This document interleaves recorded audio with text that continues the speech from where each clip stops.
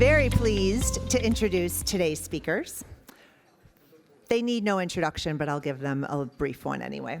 Dr. Marshall Goldsmith is widely considered the pioneer of modern executive coaching, a member of the Thinkers50 Hall of Fame, as well as the only two-time #1 leadership thinker in the world. He has also been recognized as the world's most influential executive coach. He's a New York Times bestselling author whose books have sold over 3 million copies, and you get to have him all to yourself this morning. And moderating today's conversation is Harry Kramer, clinical professor of management and organizations at Northwestern University. He has been named Kellogg School Professor of the Year for both their full-time program as well as for the executive MBA programs in Chicago, Miami, and Hong Kong. Harry is also a proud Chicagoan and author of 3 best-selling leadership books. So you're in very good hands. Thank you both for being here with us today. We can't wait to hear this incredible conversation. Over to you. Now, before we begin, you have put me in a bad mood to start with. A very bad mood. You know why? You brought up that Kellogg Professor of the Year story. When he was the Professor of the Year, there were 5 people nominated. One of them was named Dr. Kelly Goldsmith, my daughter. So how do I feel about him being Professor of the Year? He's never forgiven me for that. But I decided I was going to come here anyway. So it really is fantastic to see this many folks, and we really always love to have a really good open discussion. So I think a good place to start, Marshall, is given the fact that you've been recognized as the #1 coach, what's the secret to that? How does that happen? What did you do? I mean, you're not that bright. How did this happen? All right, I'm now going to share the secret of being ranked #1 coach forever. Are you ready? The key to being a great coach is not the coach. The key to being a great coach is the people you coach. If you work with great, hardworking, dedicated, good people, you win. You work with people that do not care, you lose.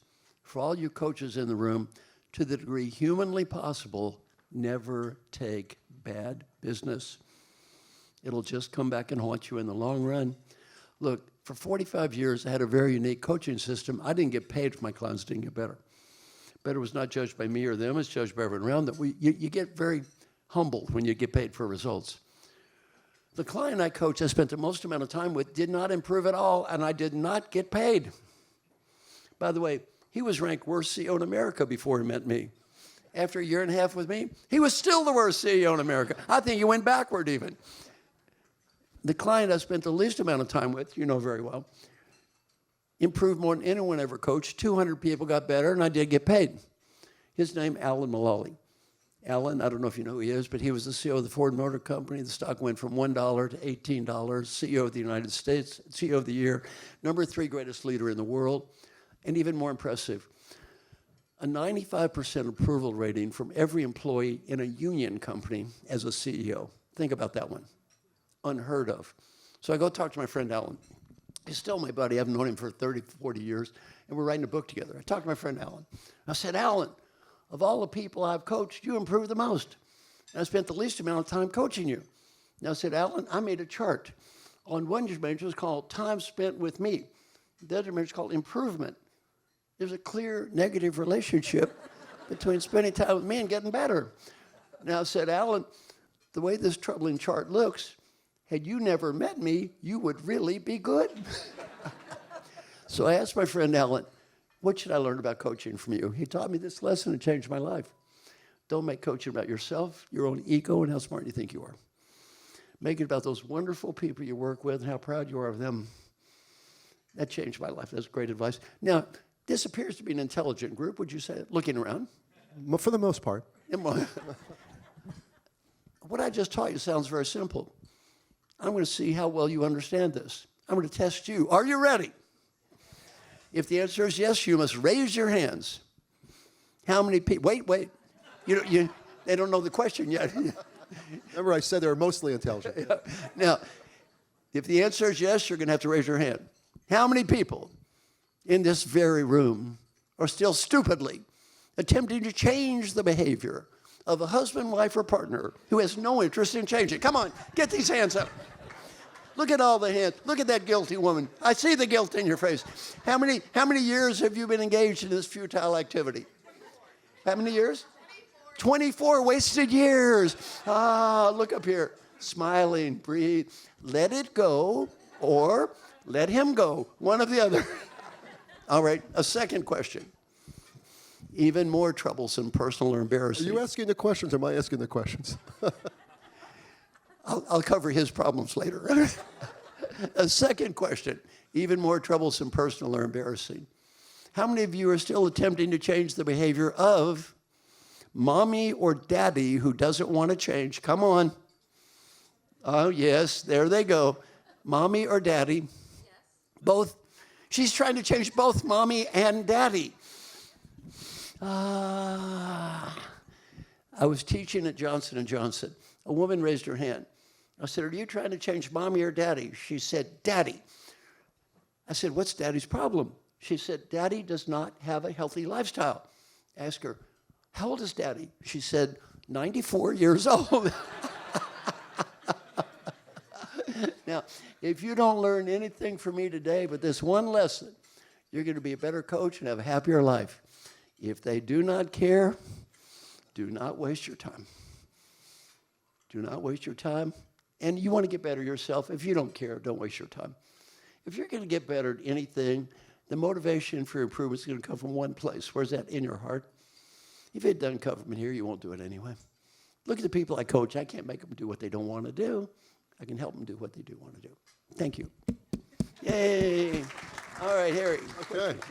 All right, so I've got a couple things I'm curious about, all right? In your experience, what are the most common challenges leaders face when trying to change their behavior? Ego. And by the way, the higher ego, and the higher up you go, the worse it gets. Because see, the problem is, every time you get promoted, your jokes get funnier and funnier and funnier. And your comments, they become profound. It's funny how that happens. And I wrote a book, What Got You Here Won't Get You There. It's very hard because as you increase in success, you get less and less honest feedback. Mike Duke, do you ever meet Mike? He's the CEO of Walmart, great guy. So Mike was one of my clients. So I do these programs for retiring CEOs, but you've been to one of those. They're hilarious, basically. And so Mike said, you know, I was the CEO of Walmart. And I used to tell this joke all the time. It was a clean joke. It didn't offend anyone. People loved the joke. I always loved that joke. And then he said, I retired. I'm in a big group. I'd tell a joke. Nobody laughed. Then he said, I'm in another group. I'd tell a joke. Nobody laughed. He said, finally, my wife said, Mike, you idiot, did you really believe that was funny? See, when he was CEO of the Walmart, it was really funny. When he's not CEO of Walmart, not so funny. The biggest problem is, for the people I coach, people don't tell you the truth. Our ancestors have thousands of years of history of talking back to people in power. How'd it work out for them? Not too good. They don't tell you the truth, and it's really nice for them to get confidential feedback. And then the second thing is pick something you want to improve, but also demonstrate some humility. Don't get up and show off and talk about how wonderful you are, preach at everybody else. You know, look in the mirror. Let them watch you try to get better before you preach at everybody else. Thank you. Very good, very good. Okay. Okay, Marshall, how do you help leaders identify and overcome their blind spots? Well, what I do is, I've said, I give them confidential feedback. And then they have a choice. I say, look, you've been through this before with me. I say, look, you got a choice. This is how everyone sees you. I'm not saying in some absolute sense they're right or wrong. You told me these people are important people in your life. This is how those important people in your life see you. Now, you got a choice. You want to change or not. Now, if you don't want to change, it's fine, don't. If you want to change, I can help you. It's fine. It's your call. What methodologies or frameworks do you find most effective in your coaching practice? Well, I have a very simple methodology. I'll go through it. Step one, everybody asks for confidential feedback. Now, as you know, that's not a vote. They don't have a choice. After you get this confidential feedback, you have to pick one or two things to improve, and you work with your manager to identify the key stakeholders. So if you are the person I'm coaching, say if you're not the CEO has to approve of everything. Who are these stakeholders? I don't want to work with you for a year and you get better, and then the CEO says, well, she talked to the wrong people, she fixed the wrong things. That's not good. So both of you have to agree on this. Number one, you agree, who are your stakeholders? I interview everybody. Simple questions. What'd she do well? What she need to do better? What situations bring out the best in her, the worst? And overall, what advice do you have for her? And then I write a report. And as Harry, you know, these reports can be very hard to read. The new CEO of Walmart is Doug McMillan. Doug had a funny comment. He said, my feedback session with Marshall Goldsmith made going to the dentist to get a root canal operation seem like one of the happy moments of my life. Well, these things are hard to hear. They're hard to hear. And I say, look, it's up to you. What do you do now? Well, let's say she says, okay, I'm going to try to get better. She picks what she wants. I don't tell her. She tells me. The CEO approves it. I don't tell him. He tells me. I don't tell them it's worth the money. They tell me. If you don't think it's worth the money, don't hire me. I'm not going to tell you it's worth the money. I'm not the CEO of this company. You tell me it's worth the money. Then she apologized. Let's say you work with her. She comes back and says, thank you so much for the feedback. I don't know who said what. I appreciate it. I got nothing to lose and a lot to gain. She talks about what she feels good about. And probably most of it is positive. They didn't get this level by being idiots. It's mostly good. Then she says, and here's what I want to do better. And what I tell her is, don't make excuses. You apologize. You sit there and say, for example, if I haven't listened to you or the others, I am sorry. Please accept my apologies. There is no excuse. Nobody cares about your excuses anyway. And then I practice something called feed forward. Now, feed forward is the essence of what I teach people. You don't ask after that for more feedback about the past. You ask for ideas for the future. So she says, I'm not going to ask you for more feedback about the past. I can't change it anyway. Give me ideas for the future. How can I be a better listener? She gives you ideas. Whatever she says, sit there, shut up, listen, take notes, and say thank you. Don't judge or critique. Then they talk to me. They get feed forward from me. I say, look, you don't want to do it, you're not going to do it. Just say thank you over and over and over again. We then do follow-up research and measure, does she get better? Well, guess what? People do this stuff, get better. If anyone would you like to see research on this, send me an email, marshall@marshallgoldsmith.com. I can send you an article with 86,000 people. If you do this stuff, it works. It doesn't work if you don't do it. Now, Harry, that business of just saying thank you, is that easy to do or sometimes difficult? I think it's very difficult sometimes. I find it difficult, yeah. Because when you say something, I say, well, wait a minute. No, you stop. No. So the whole idea of you say thank you. Just say thank you. Just say thank It's you. hard. It is hard. We don't want to hear what we don't want to hear. How many times have you seen me do this to people? I've seen it hundreds of times, actually. Thank you. How about this morning? Thank you. You can't stop doing this with me. You can't stop. You can't stop. All right. What role does feedback play in the leader's development, and how should they seek to respond to it? And when I see the word feedback, I always think of your comment. It is not feedback, it's feed forward. Who cares about what happened in the past? What are we doing to change in the future? To me, my clients, a common misconception is I'm against feedback. All my clients get confidential feedback. Feedback, what they get, that's where you are. Feed forward is where you want to get. And once you know where you are, don't keep asking. You already got feedback. So you don't have to ask over and over, give me feedback, give me feedback. They don't want to give you feedback anyway. It's uncomfortable. Don't ask anymore. You already got feedback once. You have to do it 12 times. After that, it's all feed forward. And I love feed forward. Everyone loves that. I've done this all around the world with literally over 1 million people. Everyone loves it. Why? It's about the future, not the past. You don't argue. No one feels upset. You got something to gain and nothing to lose. And you're changing people's lives, That's which it. is the whole goal, changing people's lives. Yes. How do you see the landscape of leadership evolving in the coming years? You know, I'm writing a new book. I'm always writing a new book. Having only done 60, I've got to get off my butt and get some more done here. But I'm writing a new book with Pino Audia and John Byrne about leadership for young people. And I'm just going to get off a slightly different topic, but it's very interesting. It's brand new. I wrote an article about this in Chief Executive Magazine, I think this month or last month. It's a different world out there. And I'm going to ramble a little bit, so if you can just be patient with me. It is shocking how dissatisfied so many young people are. We did a program in Nashville for 100 young leaders. 50 were graduates of the top 20 MBA schools. This was the cream of the cream of the cream. And we asked them a bunch of questions just as part of our book. It is shocking how many people felt like losers. Dissatisfied with their life, unsuccessful. And what's happening is two things. One, we have this deification of extremely successful people at one end of the curve. For example, the difference in net worth from a dollar point of view between the richest person in the world is number 10 is greater than the difference between 0 and number 10. So what you see is, athletics, entertainment, all that stuff. There's this worshiping people at the end. So you get these kids graduating from Harvard Business School, MIT, and they're making $300,000-$400,000 a year. They're 30 years old, feeling like losers. Why? They're looking out there. They're looking at these people living these dream lives. And the second thing is social media.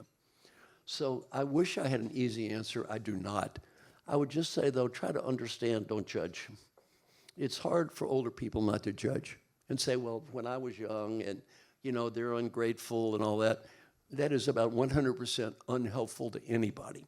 So I wish I had an easy answer for how to manage younger people. I would say my only ideas are, one, focus on the contribution they are making. Two, try to get their focus away from these multi-zillionaires so they're not, and really focus on what you can do and show them how they are adding meaning and life to the company and other people around them. Other than that, I don't have a lot of good answers. Thank you. Well, and it seems, Marshall, in this whole social media thing, this polarization that occurs because you end up only hearing one side of the story as opposed to the comment you and I talk about of the sort of seek to understand so you can understand why do people believe it as opposed to living in your own little box. Right, and they're not stupid or they're not lazy. You don't get some MBA from Harvard because you're lazy. They're smart people, they're hardworking people, and generally very good people. They're not real happy people, though, in many cases. And again, which is not what you would expect. Not what you would expect. What they don't realize is that they're looking from here out there. They're not looking at the 99+% of people in life who are behind them on that curve. And it's funny how we don't understand that. I was teaching at a company called the Bell South Company years ago. And I was in this band group called Pay Grade 6. And I said, you should all be proud. You're all in the top 1.5% of this company. Everybody's in the top 1.5%. The guy raised his hand. He said, I'm really disappointed in you. I'm surprised you don't know our company better than that. Marshall, do you know there are 1,500 people at this pay grade? I said, yes. How many employees are in the company? He said, 105,000. I said, do you know how to divide it? He was so embarrassed. But the reality is, he never saw himself in the top 1.5%. See, he thought, well, there are 3 levels above me and 3 levels below me. I must be in the middle. It didn't dawn on him the levels below him were thousands of people, and levels above him were this. That's happening to young people all the time right now. So to the degree you can help them get some perspective in life, it's good. Or maybe being a little self-reflective, worrying less about everybody else and thinking about what's really important to you about everybody else. Now, wait a minute. Now, we're going to get some more coaching here from my friend Harry. He didn't know I was going to ask him questions, but I am. It's not on your chart. I'm asking you questions. He has a high need for structure, but you see, I'm going to ask him. All right. Now, this guy is a hero of mine. If you go to my LinkedIn post today, I talk about him. He's a hero of mine. I love this guy. Harry taught me something years ago that I have to say I never forgot and I use over and over. And like it or not, you're going to teach the people here. Do we want to hear this? Let's hear it for, yay! Now, years ago, Harry was kind enough to work with me in a group called 100 Coaches. And what happened is, I went to a program called Design the Life You Love, and the woman said, who are your heroes? Really kind, nice people who are generous teachers. She said, you ought to be like them. So I decided to give everything away I know to 15 people, and I made a little video and put it on LinkedIn and said, does anybody want to join the club? I was a little confused. 18,000 people applied. So now we have this group called 100 Coaches, which Harry's a member. And he was speaking to the group, and somebody asked him a good question. They said, Harry, you were a CEO. You had to make hard decisions. You had to fire people sometimes. You had to lay people off sometimes. You had to do things that were really difficult sometimes. How do you sleep at night? And you gave an answer that I will never forget. What'd you say? I said, well, at the end of the day, no matter what you're doing, no matter what the issue is, no matter what the problem, there's really, truly only two things you need to do. The first thing you need to do is to do the right thing. And the second thing is to do the best you can do. And if you think about your life, terrible situations, a death, a pumping bank, if you can actually convince yourself that no matter what happens, I'll try to do the right thing, I'll do the best I can do, you become a much better person. You become a much healthier person, right? Because everybody in this room, whether we're honest or not, suffers from a couple things that you wish you did less of: worry, fear, anxiety, pressure, and stress. And you say to yourself, well, what do you know about worry, fear, anxiety, pressure, and stress? Unhealthy, waste of time, unproductive. But if I wait until you're unhappy or you're upset and say, well, don't worry, it's too late. So why don't we all sit here now and say, sometime later today, this week, next week, something is going to go terribly wrong. Isn't a question of if, it's only a question of when. Well, we already know what we're going to do. We'll do the right thing, we'll do the best we can do. And worry, fear, anxiety, pressure, and stress, you can't eliminate, but you can significantly reduce. And that's the way I think about life, and Marshall and I have talked about this a million times. So, yeah, thank you. And, I think one of the things that's really I've learned is most important is to learn to accept what is. You can't always change what is, but what is. And as Harry said, never, sounds very strange for business people, but never become ego attached to outcomes. Never become ego attached to the outcome of what you're doing for two reasons. One, you do not have total control over the outcomes. And two, what happens if you achieve everything? What happens next year? See, one of the people that I've had the privilege of working with, Albert Bourla. Albert's CEO Pfizer, and I called Albert a few years ago and said, how's it going, Albert? He said, hey, pretty good year, came up with that vaccine thing and maybe saved 1 billion lives or so. I said, Albert, I took that vaccine. Good job there. And he said, employee engagement, all-time high, stock price, pride in the company. He didn't say CEO of the year, blah, blah, blah. I said, Albert, what's your problem? He said, I have a huge problem. Next year. You've been a CEO before. How about last year?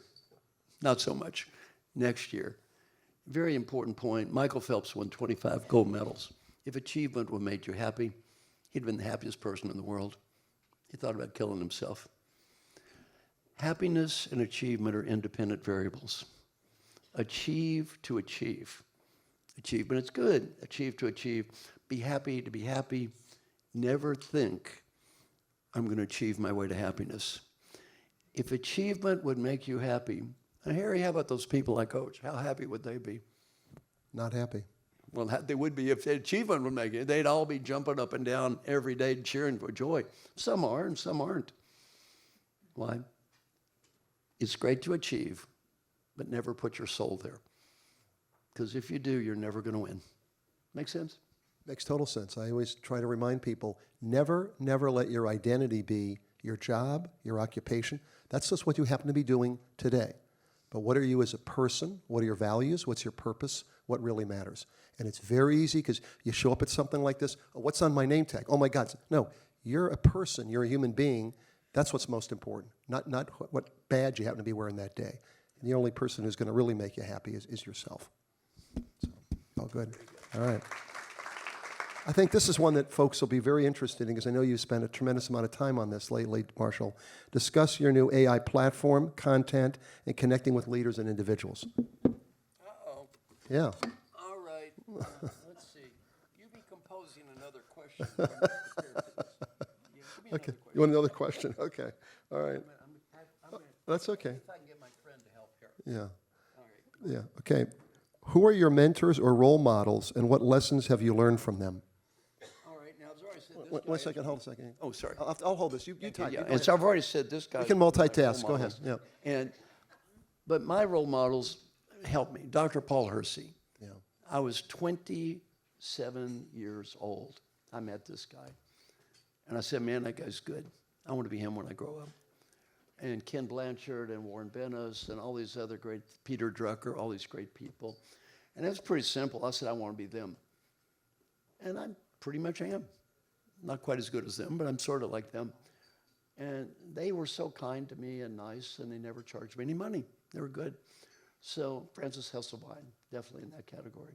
So they were heroes to me. And why were they heroes? They were kind and generous people who, just one second so I can think here. They were kind and generous people, but... Why don't you just take a minute and do that? Yeah. Yeah, let's see if I can make this thing work here. Uh-oh. Now, Harry, it was your fault, I guess. I didn't know you were going to do this. Let me try again. So while I'm doing this, let me talk about what I'm doing. Yeah, what are you doing? I'm trying to give away everything I know to as many people as I can in the time I have left to do it, and I've got my own AI computer bot. So anyway, I'm going to see if I can make this thing work. Anybody have a question about management or leadership or how to be a better listener or delegator or any kind of thing? Give me a question. All right, you give me a question. What's a good question? Harry, give me a question. Typical leadership question. What do you do if you'd like to get feedback and your boss or those people you want to get feedback from are unwilling to give you feedback? What's that? Your boss? You want feedback, Yeah. but your boss isn't willing to give you feedback, or they just say, hey, Marshall, just keep doing what you're doing. Hard to improve. What do you do when you're not getting feedback and you're getting frustrated? Excellent point. And I'm going to kind of answer this, but I'm going to go back to feed forward because that kind of addresses this issue. Yeah. Why is feed forward a great way to learn? And especially with your boss, by the way. Yep. Because really, you ask your boss for feedback too many times, you may end up being sorry you did. Yeah. So anyway, So are you going to answer the question or not? yeah, I'm going to. I'm coming to it. Why is feed forward a good? No, I'm actually not going to answer the question, but my friend is. Okay. Forward is a great way to learn because it encourages a focus on future possibilities and positive change rather than dwelling on past mistakes. It's about envisioning and working towards a positive future. This approach is constructive and solution-oriented, which can be more motivating and less threatening than feedback that focuses on what went wrong. When people receive feed forward, they are given specific suggestions on how to improve and are more likely to listen attentively because they are not preparing to defend themselves as they might with feedback. This open-mindedness can lead to better learning outcomes. Additionally, feed forward can come from anyone who knows about the task, not just those with personal experience with the individual, which broadens the range of perspectives and ideas for improvement.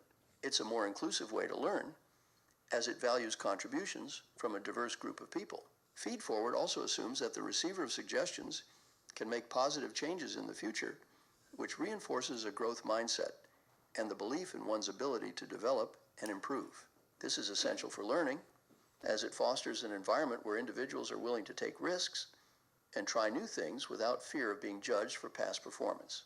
In summary, feed forward is a great way to learn because it is positive, future-focused, inclusive, and reinforces a growth mindset, all of which are conducive to effective learning and development. Sounds just like you. That's my AI computer bot. Let's hear it for my friend. Good job, friend. So let me tell you what's happened. I'm glad you asked the question. I want to give everything away. This is free, by the way. Now, when I say it's free, it's actually free. This is not one of those stupid things where, well, this is free, but if you pay $20, you get to go to the Magic Club over there, and you pay $100, you get to go over here. I hate that stuff. No, this is actually free. I'm giving away everything to everybody, and I'm putting it on AI. This is mind-blowing. It is getting better and better and better. For example, my daughter wanted to trick it. My daughter is Dr. Kelly Goldsmith, a nice girl that you made feel terrible. But anyway. I like her. I really like her a lot. She's a fine person, but very smart. Yeah, so I think smarter than you, but that's okay. Anyway, you won anyway. I'm forgiving you, not really, no. Anyway, You will never forgive me. I'll I know never that. forgive you. My daughter, Dr. Kelly Goldsmith, who should have been Teacher of the Year. My daughter, Dr. Kelly Goldsmith, she was at Vanderbilt anyway, what the hell. So anyway, my daughter wants to trick this thing. So she says, how is your coaching related to utilitarian philosophy? I don't even know what utilitarian philosophy is. It studies utilitarian philosophy. It studies my coaching. it asks itself, how would Marshall Goldsmith answer this question if he had studied utilitarian philosophy? By the way, it knows me. I put 3 million words. I put hundreds of hours into this, 3 million words. It answers it exactly like I would have answered it if I'd studied that in 5 seconds. It's mind-blowing. And by the way, it's only going to get better. Now, for you coaches, this is not a coaching bot. It's not designed to do coaching. This is information. And the reality is, for information and knowledge, my goal was it would be as good as me. It's not as good as me. It's way better than me. It's way better than me. It can answer many more questions that I can, better than I can. Yeah. Oh, by the way, just go to my name, marshallgoldsmith.ai. It's free. You can get signed up for it and just ask it any questions you want. Perfect. Good. So did you answer enough on your view on your mentors and role models and what lessons you've learned from them? I think I got that one. Give me another. Okay. All right. What are some daily habits or practices you recommend for maintaining effective leadership? What are some of the practices? A great question. Let me tell you why. I wrote that article called Leadership as a Context where you've seen that. It's 86,000 people. And you know what I used to say? Look at that research. These people got better. They became more effective leaders. I don't say it anymore. You know why? They became more effective leaders when they did it. They may or may not have been more effective leaders after they quit doing it. You see, we all want to think that someday we're going to get there. Any of you ever had this idea, when am I going to get my act together? Any of you had that thought? When am I going to get my act together? I know the answer. That's a big never. Did you ever get your act together? No. How about me? Nobody ever gets their act together. It's a total myth. Look, you got to keep working. It doesn't matter how good you are. I used to teach this and say they got better. I don't know that. They got better when they did it. After they quit doing it, probably didn't get better. Yeah, people say, well, look, he got in shape. That's fine. I mean, you're going to stay in shape. You got to keep working out. So I think the thing I've learned is sustainability is largely a myth. There's a book, Jim Collins, Success Built to Last. I did a study of all those companies. If you invested in them versus random chance, shockingly, the score was virtually identical to random chance. You could have thrown a dart at a dartboard and done as well as those companies. You know what's built to last? Nothing. Nothing is built to last. We're always starting over. Every day we start over. Nothing is built to last. Nobody gets their act together. Nobody wakes up one day and says, well, I made it. Everything's great. I'm not going to make any mistakes today. Those days are over. I got my act together. Not going to happen. So I think the key is just look at life that way. Life's an ongoing drama. You wake up every day. As you said, we make mistakes. We do good things. We do bad things. We're human beings. You just make peace with that. And as you said, did I do my best? And did I do what I thought was right? If the answer is yes and yes, let it go. Make peace.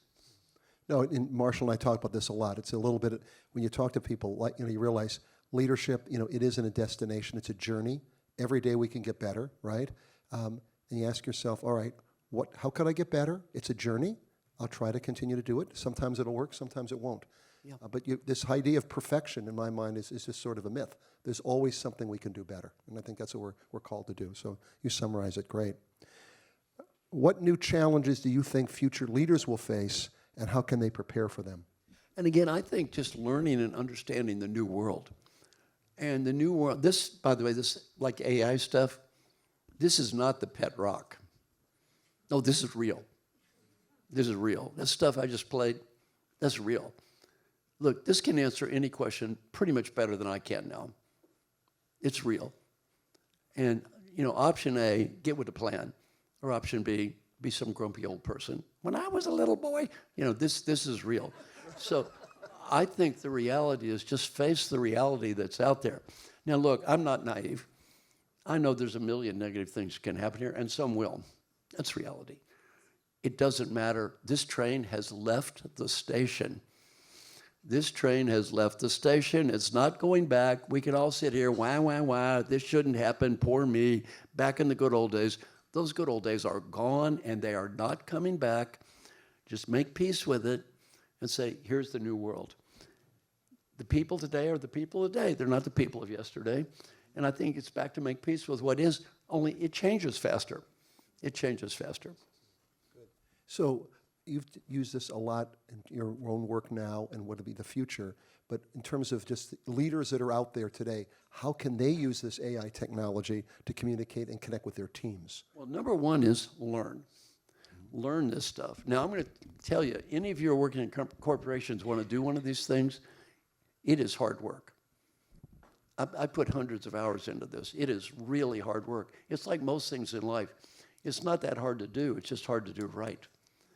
And if you're doing any AI, for example, it's a customer interface, do not just rely on technology people to do it for you. You got to have somebody who understands the customers, understands the type of questions they ask, understands what they need, and is experimenting with this from the perspective of the customer. And you need someone with customer expertise to do it. Not just, oh, here, I've got these ideas, give it to this little bot, and it'll go out and answer all of it. It doesn't work that way. If it does, I never saw it work that way. And so I think really important, number one, to face the reality, it's coming. And number two, you're going to have to work. This is not a quick fix.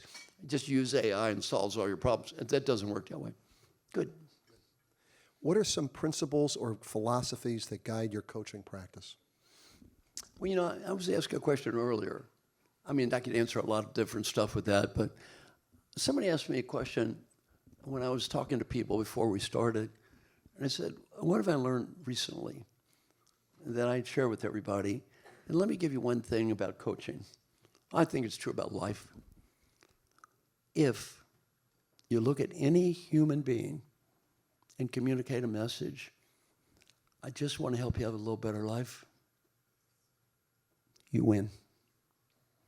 You win. Nobody does that. Nobody does that. I just got interviewed in Psychology Today, and a nice woman did the interview, and after we got done, I said, forget about Psychology Today, forget about this interview. You're just a human being. Anything I can do to help you have a little better life? She just broke down, started crying. She said, 200 people I've interviewed, nobody ever showed any interest in me at all. Well, to me, as a coach, you look at that client and say, you know, I just want to help you have a little better life. That sounds kind of childish or simplistic. It's not. Very few people. Everybody's selling something. They want to get something. They have an agenda. So if you ever communicate that to anybody, you win. It sounds consistent with do the right thing, do the best you can do. That's right. Yeah. Very consistent. You see, one other thing I always teach my clients is never take credit for other people's good ideas. All right. Oh, all right, now we're going to switch a little bit more of a global perspective.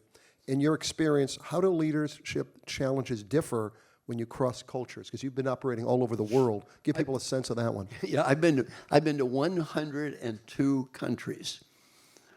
And just on American Airlines, I have 11 million frequent flyer miles. So I am a mega flyer. I have worked all around the world. You've met many of these people. I've coached ministers in Saudi Arabia. I had a home. Anybody ever been to Dubai before? Dubai? I had a home in Dubai for a year. I lived in a small building. I have a bad sense of direction. I lived in a small building. It was kind of hard to find if you've been to Dubai, called the Burj Khalifa. If you know anything about the Burj Khalifa, it's the tallest building in the world. So I lived there for a year. I've worked all around the world. I worked in the Middle East. I've worked a ton in India. I've been to India 40 or 50 times. So, and look, people are people. People are people, and here's another reality. The higher up you go, the more like they become. I don't know if you realize this, but billionaires in India and billionaires in South America and billionaires in France and the United States, they have a whole lot in common. They don't have anything in common with normal people, but they got a lot in common with each other. And really, they live in a different place called billionaire land. So, they have a whole lot in common. CEOs I coach, they mostly speak fluent English. They're Western educated. To be honest, how many problems have I had with cultural translation? In 47 years, virtually none. Also, what I do is human. I'm not judging the culture. See, they learn from people in their culture. I don't tell them what they need to work on. They tell me. I don't tell them who the direct reports are. They tell me. I don't tell them who the stakeholders are. They tell me. And they learn from these people, and they pick what they want to do based on feedback from people in their culture. So can you see why I don't have a lot of trouble working around the world? I'm not judging their culture. I'm a facilitator. I'm helping them learn from people who live where they live. I'm not judging people who live where they live. It's a very good question. How do you stay motivated, inspired in your work? Because you seem kind of depressed and not happy. Harry, that's Talk to me a little bit. That's a good question, Yeah. Harry. Should I share? I'm getting older. Should I share my secret with the group? Why don't you share? Yeah, please. I would like that. I think we should do that. I'm going to share this with the group. You want people to stand to do this or just sit at the No, table? they can sit. They can all sit. sit, Harry. It's kind of serious. Harry, I can do this on my own. On your own? Okay. Now, I'm going to share this with the group. Is everybody ready? People ask me this question all the time. It's one of the most common questions I get. How do you get so much energy? Now, they don't say this, but what they're thinking is, you are old. How some old man like you get all that energy? How you do that? I get this question over and over and over. I'm going to share my secret. Would you like to learn it? I'm a Buddhist, as you know. I want to teach you this little Buddhist chant I do. And it gives me energy, and if it works for you, great. If it doesn't work for you, just say thank you. Everybody ready? Put both feet on the ground. Both feet on the ground. Now, imagine your back is straight. A straight line going from your head all the way down your spine. Sit up straight. Both feet on the ground. Breathe deeply. Breathe deeply. Center yourself.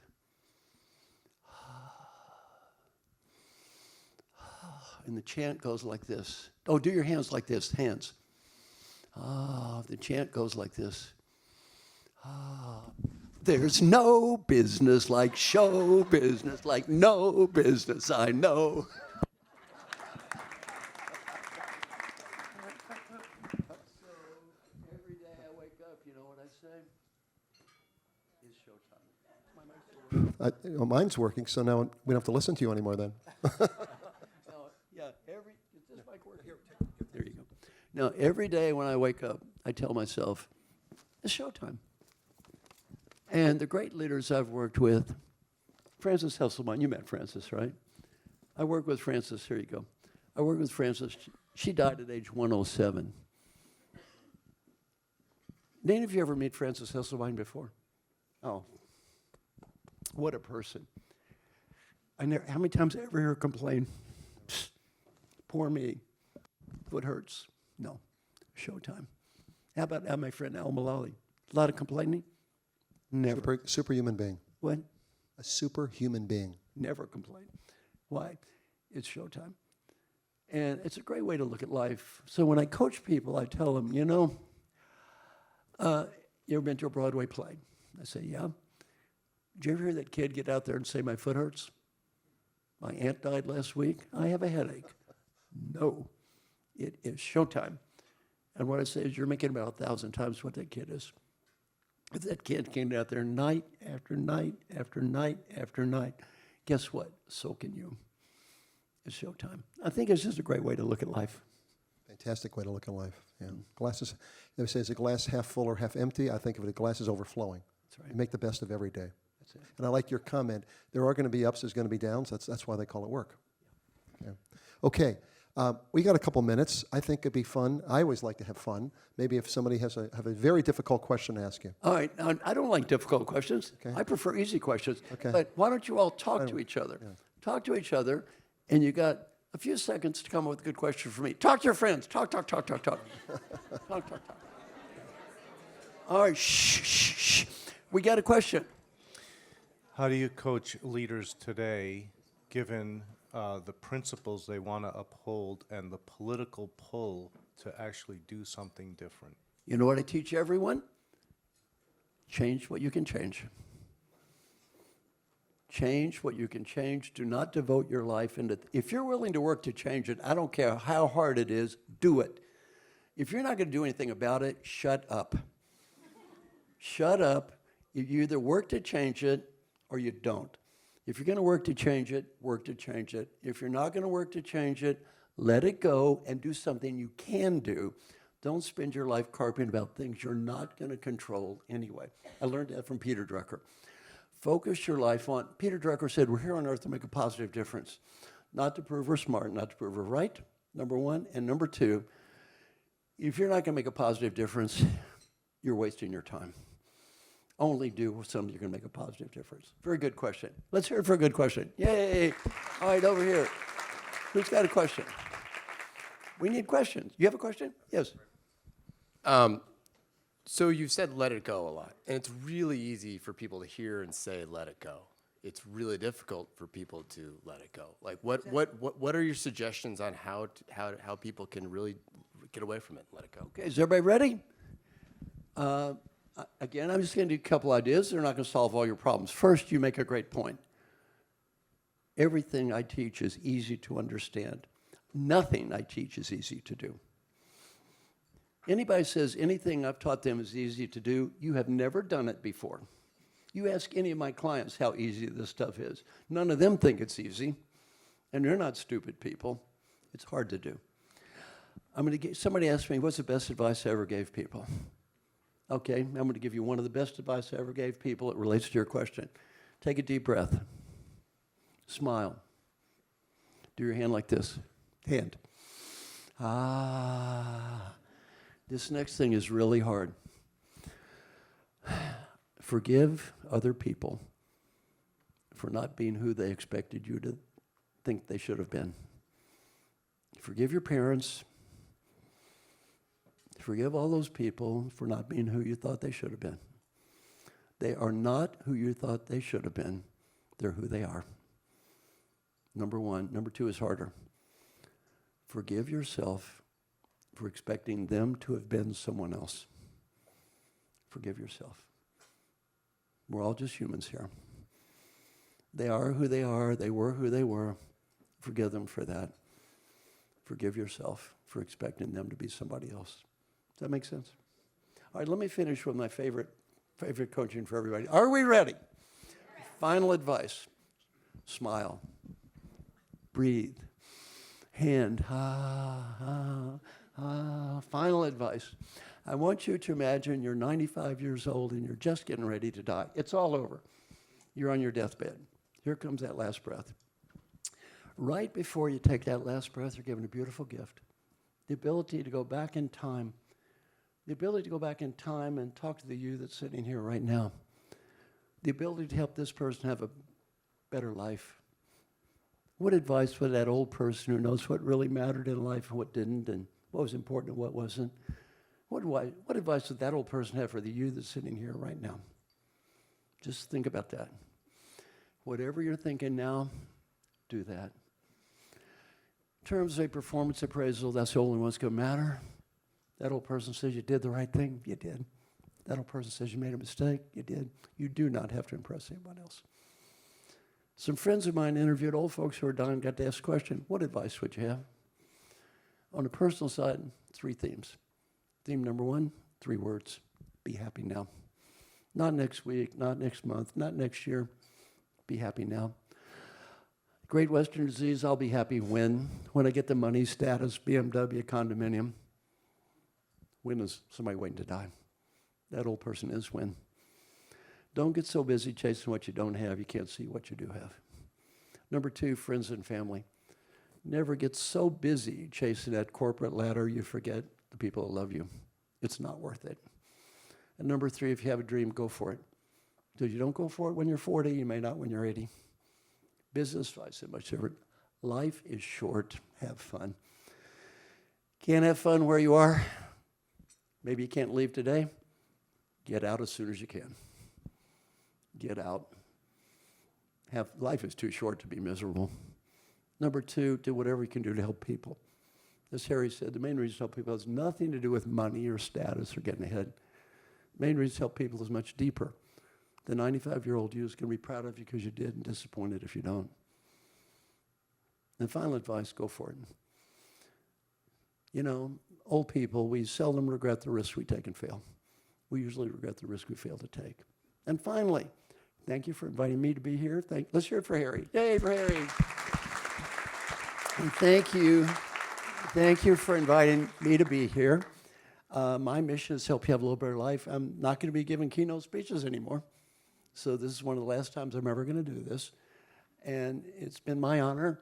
And if you're ever in Nashville, stop by and visit. Stop by. One thing I tell my clients is, always leave before you have to. Don't stay too long. So it's been my honor to work with you. Thank you very much. Thank you.